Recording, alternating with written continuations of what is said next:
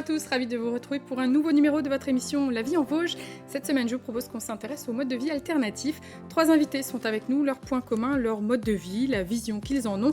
Ils parlent d'une sobriété heureuse, tendent vers l'autonomie alimentaire et énergétique. Marie-Laure Moucheroux et Stéphane Marchand construisent actuellement une carrière sur le site du Moulin au Bois à la Vosges-les-Bains. Mathieu Munch a lui construit une maison terre-paille du côté de la Grande Fosse. Des habitats différents mais qui tendent vers le même objectif. Découverte pendant 26 minutes. Bonjour messieurs, dames. Bonjour. Merci d'être sur notre plateau. Alors j'ai parlé de sobriété heureuse pour vous présenter. Est-ce que ça résume très rapidement, bien sûr, votre mode de vie ou en tout cas votre vision du quotidien aujourd'hui, Marie-Laure ? Oui, je dirais que c'est assez approprié parce que pour moi, la sobriété heureuse, ça démarre lors de ma jeunesse, en fait, ayant pris conscience que je pouvais avoir un impact sur mon environnement et un impact négatif par le fait. J'ai décidé d'avoir un impact plutôt bonifiant, on va dire, c'est le terme qu'utilise la créatrice des Carter, Evelyne Adam, impact bonifiant. Je trouve que c'est un terme approprié. Prendre soin de sa planète, déjà avant tout, et réduire mes besoins tout en ayant le confort quand même. Ça passe par quoi au quotidien ? Des exemples peut-être qui pourraient parler à nos téléspectateurs ? Réduire ses consommations, en tout cas au niveau alimentaire, consommer davantage local et puis des produits un peu plus sains pour la santé. Quand on mange sain, on n'a pas besoin de surconsommer. Les Vosges, est-ce que les Vosges se prêtent bien à ce mode de vie que vous avez choisi aujourd'hui, Stéphane ? Complètement. Après, en particulier l'endroit dans lequel on vit. On n'est plus dans les Hauts-de-Vosges où là, on est plus sur d'autres besoins. Là, on est sur un mode... je sais plus ce que je veux dire. Un mode de vie assez... qui vous correspond en tout cas, les Vosges plus ou simple, d'autres... oui, dans tous les cas plus simple. Il y a aussi tous les gens qui vivent autour, qui ont un peu le même mode de vie que nous, surtout. Oui, c'est ça. Ouais. Mathieu, vous avez choisi les Vosges aussi. Vous êtes originaire d'Alsace. Pourquoi les Vosges ? Pourquoi la Grande Fosse ? Donc, après avoir passé toute ma vingtaine à l'étranger, à chaque fois que je revenais en vacances chez mes parents, je me retrouvais en fait très ressourcé par la forêt locale en fait. Et donc et dans le mode de vie que j'ai choisi, le fait d'avoir une forêt qui soit encore diversifiée, qui soit libre d'accès, dans laquelle poussent beaucoup de champignons, il y a beaucoup de plantes sauvages comestibles, ça m'a permis de développer mon autonomie alimentaire bien plus rapidement que simplement en produisant moi-même ce que j'avais à manger. C'est ça, il fallait trouver le lieu finalement où autour on pourrait trouver de c'est quoi ça. se Oui, c'est possible de faire encore de la cueillette sauvage. Alors quand je parle de sobriété heureuse, de mode de vie alternatif, à quel moment, qu'est-ce qui a fait que vous avez eu envie de changer votre manière de vivre ? Pour ma part, c'est plus un gain de conscience politique. Le fait d'avoir fait un doctorat sur le changement climatique, ça m'a fait prendre conscience de l'ampleur de la crise environnementale. Et donc, il y avait un impératif d'aligner un mode de vie aux impératifs imposés par le contexte actuel, en fait. Ça a été petit à petit, finalement, ça s'est fait progressivement, cette prise de conscience ? C'était vraiment le fait de devoir un peu jongler entre mon travail de recherche, une implication, je vais dire, militante pour essayer de faire changer les choses à un niveau local, à un niveau national. C'était difficile de marier les deux, et donc en faisant un travail à plein temps, c'est difficile d'avoir un engagement citoyen en même temps.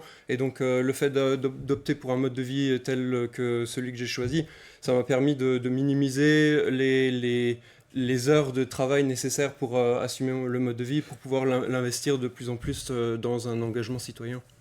Donc ça fait maintenant combien de temps que vous avez changé, on va dire, de cap ? Ça fait depuis 5 ans maintenant que je suis à la Grande Fosse. Et avec le recul, qu'est-ce qui a... C'était la meilleure décision que j'aurais pu prendre, parce que je dois dire, en étant en ville, en passant mon temps dans le milieu universitaire, j'étais à la limite du burn-out suite à mon sujet d'étude, en fait, aussi. Le fait d'analyser constamment tous les jours la réalité du changement climatique, c'est quelque chose qui vous bouffe vraiment l'esprit. Et le fait d'être dans l'action plutôt que dans le militantisme cherchant à faire changer les politiques, ça change vraiment la donne. En étant ancré dans une communauté locale, c'est possible de faire changer les choses de façon active, simplement en participant à la vie citoyenne, aux associations locales. Je suis maintenant conseiller municipal également. Donc voilà, c'est un choix que je ne regrette pas. Marie-Laure, je vous vois acquiescer certaines paroles de Mathieu. Vous comprenez voilà, ce besoin de s'entourer peut-être aussi des personnes autour pour pouvoir créer ensemble quelque chose qui fonctionne aujourd'hui? Bah oui, parce que le but, c'est pas de vivre en autarcie et d'être tout seul. On n'y arrive pas, hein. Tout seul, c'est clair. J'ai même expérimenté par le passé pour pouvoir le dire. On a besoin de l'autre. Et puis, aujourd'hui, on a besoin de force tous ensemble, enfin, de fonctionner dans l'entraide localement, hein. Vraiment créer des réseaux, hein, pour fonctionner ensemble. Alors il y a cette envie de tendre tout de même vers une autonomie alimentaire et énergétique, alors pas complète, pas globale, mais quand même, voilà. On va y revenir dans quelques instants, mais avant on va parler donc construction aussi, des Kerter, des maisons terre-paille. Stéphane, Marie-Laure, vous êtes donc installés sur le site du Moulin au Bois à la Vosges-les-Bains, un site donc qui est géré par une SIC, une société d'intérêt collectif, dont vous êtes sociétaire, mais aussi par une association, c'est ça, au fil du Bagnero. Comment ça fonctionne un petit peu ce site, Marie-Laure? Alors, la société coopérative d'intérêt collectif Bain d'énergie, elle est le pilote des projets liés aux énergies renouvelables. Donc, on a une production d'énergie grâce à des panneaux photovoltaïques depuis quelques années. Et puis, on est sur un projet hydroélectricité en cours. Beaucoup de démarches administratives, parce que c'est très long, surtout dans notre département, visiblement. Et ensuite, l'association, elle a été créée pour soutenir les activités de la SCIC. Donc, non seulement la production, mais il y avait aussi la réhabilitation du village. Et pour pouvoir accueillir des bénévoles, rien de tel qu'un système associatif. Et ensuite, comme on est arrivé en tant qu'habitant et qu'on voulait développer des activités, notamment animation culturelle, c'est le super cadre, l'association pour. Donc, on est en train de développer un tiers-lieu à travers cette association. Okay. On va reparler de ce tiers-lieu en fin d'émission. Mais juste avant, on va parler des constructions que vous avez choisies. On va regarder un reportage dans quelques instants. Donc, toutes de paille vêtue. On va partir du côté de Saint-Dié. Il est signé Anaïs Gall et Hélène Leplat. On regarde et on en reparle dans un instant. Qui a dit qu'une maison en paille n'était pas solide ? Car avec tout le mal que se donnent Cédric et ses 3 colocataires, celle-ci ne risque pas de s'envoler. Ici, pas de béton pour faire les murs, mais 800 bottes de paille et des matériaux naturels, bien plus écologiques. On a essayé de faire le plus local possible. La terre qui est juste là, elle vient du décaissement en fait, pour faire la maison. Le bois a été pris dans une scierie à côté de Saint-Dié. Et puis la paille à côté de Rambervillers. Donc vous voyez un peu le parcours de tous ces matériaux. Très peu de transformation, très peu de transport. Que le béton, il faut chauffer, il faut transporter, etc. Donc c'est pas du tout le même impact. Propriétaires d'une ferme, d'ailleurs isolée avec la même technique, les 4 amis vivent en communauté mais souhaitent aujourd'hui un espace bien à eux pour plus d'intimité. Ils ont donc décidé de se tourner vers une éco-construction avec l'appui de l'association Flexagone. En un mois à peine, les 2 premiers studios de 28 mètres carrés commencent à prendre forme, preuve que certains sont devenus de vrais maîtres d'œuvre. Vous mettez la botte dedans, vous faites une petite pression. Le but c'est en fait de faire une... vous entendez là, c'est bien humide, donc ça fait une première accroche si vous voulez. Donc quand vous allez arriver avec votre enduit, vous aurez déjà une première accroche de terre. Parce que sinon, il faut faire le travail sur la maison. C'est-à-dire qu'il faut être au-dessus de l'échafaudage, en train de tremper sa botte. Vous êtes devenu incollable en construction ? Ah oui, j'ai fait pas mal de chantiers. Et ça sert, ça c'est clair. Un chantier moins coûteux également qui avance à vitesse grand V, notamment grâce à la quinzaine de bénévoles venus de toute la France pour participer. Déjà, j'ai un projet personnel qui est de retaper une bâtisse alsacienne. Donc, j'y connais pas grand-chose et ça me permet de mettre la main à la pâte avant de commencer mon projet. Et du coup, ça m'apporte beaucoup d'éléments techniques. Et après, ce que j'adore, c'est vraiment l'espèce d'atmosphère, de communauté. Et voilà, c'est vraiment chouette pour rencontrer des gens.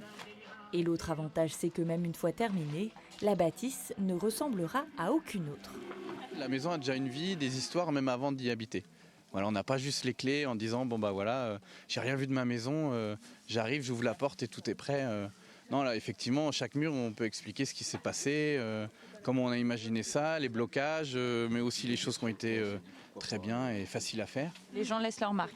Voilà, tout à fait. Les gens laissent leur marque, même des fois des endroits où on ne verra plus, mais on le sait. Il faudra attendre 1 an avant de pouvoir emménager dans ses premiers studios. 2 autres viendront prendre place juste à côté en 2021.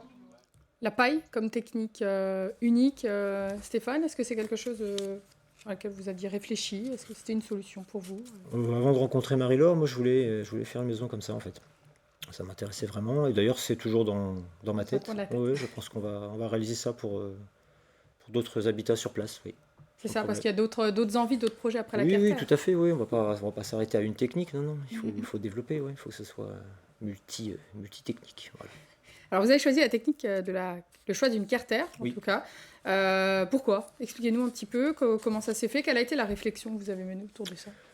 On parlait d'impact écologique tout à l'heure. On voulait quelque chose de pérenne, de solide, hein, toute épreuve, l'épreuve du temps, et puis d'aussi esthétique, hein, et puis quelque chose de rond qui se marie bien dans la nature. Et l'avantage de la Carter, c'est que c'est une petite bulle, et je pense que pour moi, le rond s'adapte parfaitement à l'environnement dans lequel elle se trouve. Ensuite, moi je n'y connaissais rien du tout avant de rencontrer Marie-Laure. C'est elle qui m'a parlé de cette technique. Et j'ai dit, tiens, pourquoi pas. Challenge, allons-y. Le chanvre, c'est un vieux matériau qui revient en force et qui est juste magique. C'est de la plante magique qui répond quasiment à tous les besoins humains. C'est facile à récolter, ça prend pas beaucoup de temps, c'est pas très gourmand en eau, et c'est une superbe plante, c'est très très beau.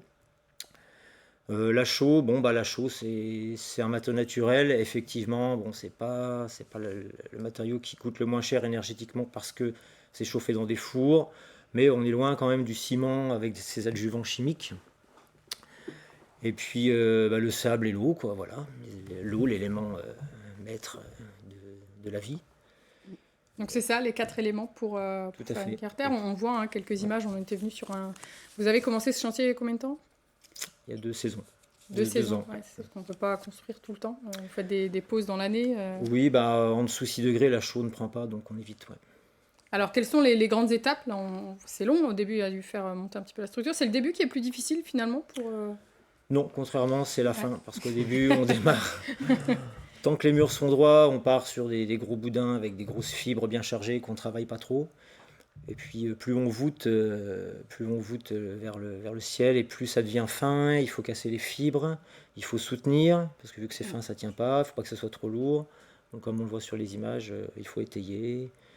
Donc plus c'est plus loin dans les finitions, plus c'est compliqué.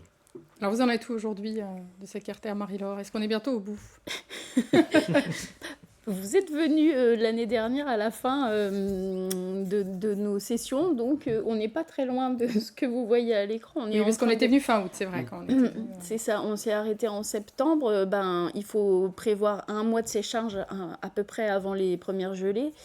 Donc là, on vient de redémarrer et ça fait juste quelques sessions en fait, de week-end. Donc on est en train de terminer le premier dôme, de finir la voûte, et on va poser le Sky Dome. C'est une fenêtre ronde avec vue sur le ciel. D'accord. Il y a encore un petit peu de boulot. L'idée, c'était de l'habiter quand, ou en tout cas qu'elle soit habitable quand, cette Carter? Dans les envies, dans les petits rêves. Dans les projections, c'est fini depuis longtemps. Là, l'idée, c'est si possible de la finir cet automne, et puis avec quelques finitions pendant l'hiver à l'intérieur, si on peut chauffer. Mathieu, la Carter, est-ce que c'est quelque chose que vous connaissiez, un habitat? Ouais, je m'étais renseigné sur quelle technique de construction est utilisée avant de choisir d'opter pour la paille.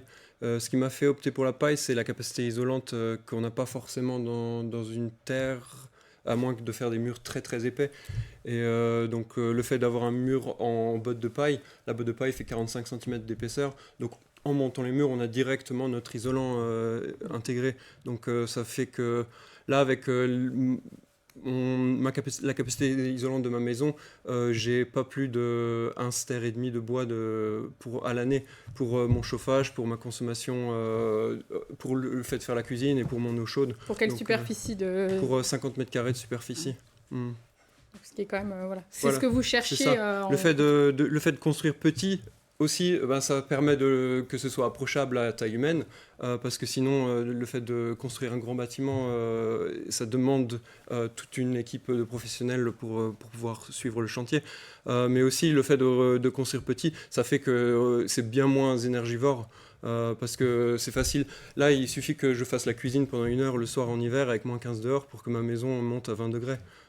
Et ça suffit. Et sur toute la nuit, elle va peut-être descendre à 16 le lendemain matin. Il me suffit juste de faire la cuisine en fait pour chauffer. Ça va, s'il faut cuisiner juste pour chauffer, c'est plutôt, Ouais. plutôt agréable. Vous êtes parti quelques mois en Écosse pour apprendre cette technique. J'étais pas parti quelques mois en Écosse, c'est là-bas où j'avais fait mon Ah, c'est là-bas doctorat. que vous aviez... Mais j'avais passé tout un été dans le nord de l'Écosse avec des professionnels qui recrutaient 10 volontaires pour construire une maison en construction naturelle de but en blanc en fait, donc des fondations jusqu'à la toiture. Donc c'était à plein temps pendant 3 mois. Donc c'était un peu un chantier participatif intense. Mais voilà, c'est là où j'ai appris vraiment toutes les techniques que j'ai ensuite mises en œuvre pour ma propre maison. Vous avez mis combien de temps à construire votre propre... 2 étés. Un été de mai à octobre en fait. Donc sur 2 saisons, avec un appel à chantier participatif. Donc en total, il y a eu 72 personnes qui sont venues. Pas 72 d'un coup, Bien mais sûr, à intervalle par équipe de 4-5 sur les 2 étés. Voilà. Ça a permis de construire la maison que vous voyez à l'écran. On voit les images. Les chantiers participatifs, Marie-Laure, c'est compliqué aujourd'hui de mobiliser ou est-ce qu'on est dans une société qui évolue aussi à ce niveau-là, d'aller aider un petit peu, de se renseigner sur d'autres modes de construction? Oui, c'est quand même dans l'air du temps. Il y a des réseaux appropriés maintenant. Il y a Twiza, on a les réseaux Facebook, beaucoup, qui apportent pas mal de gens qui sont en recherche de découvrir des techniques sans pour autant dépenser des sous dans un stage, parce qu'on ne peut pas cumuler non plus plein de stages, ça coûte assez cher. Donc c'est un moyen d'apprendre et puis de vivre de la convivialité en même temps. Parce que quelqu'un disait dans le reportage, on fait communauté, mais c'est vraiment ça. On vit à un instant un peu suspendu, tous ensemble, et puis on apprend en même temps, on échange, on discute beaucoup aussi, on échange et on apprend énormément d'autres choses en parallèle. Donc c'est un super moyen en fait de vivre de l'entraide et puis d'avancer dans la construction. Parce que tout seul, on ne serait pas... On n'y arriverait pas. Arrivé au bout.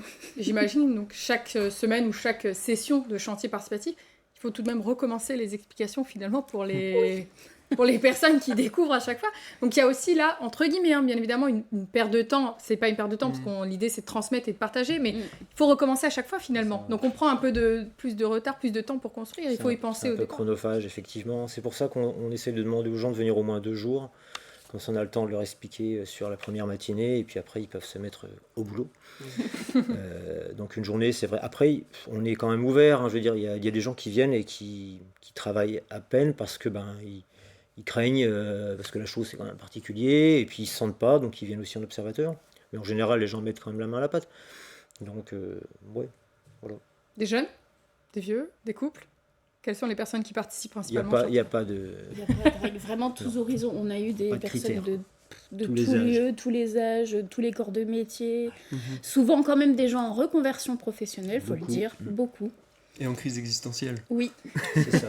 Qui recherchent un nouveau sens. Rechercher du sens dans la vie. Il y a beaucoup de personnes qui se sentent insatisfaites du rythme métro-boulot-dodo et qui cherchent alors à planifier leur propre échappatoire de la même manière que nous, on a peut-être pris le pas à un moment. Donc ça leur permet aussi de se retrouver dans un milieu de gens qui sont un petit peu bienveillants par rapport à ces questionnements-là. Et donc voilà. Ça reste des volontaires qui sont un petit peu dans le même mode alternatif que nous quand même. On n'a pas des gens qui sortent d'un bureau, enfin qui travaillent dans un bureau et qui disent je vais apprendre ce truc pour dire quoi. C'est vraiment des gens qui ont cette prise de conscience. Une prise de conscience, j'allais le dire, tout à fait. Et qui ont dans l'optique d'appréhender le futur monde d'une autre façon, quoi. D'une façon plus respectueuse de l'environnement, plus écologique, plus économique surtout, parce qu'on voit bien que les gens ont de plus en plus de mal à manger. Donc c'est toute une démarche qui colle parfaitement à l'autre. On parle justement de difficultés à manger. On parlait d'autonomie alimentaire au début de l'émission.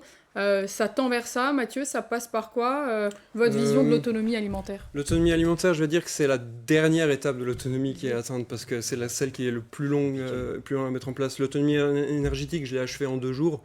Il suffit d'installer des panneaux solaires, brancher la batterie et c'était bon.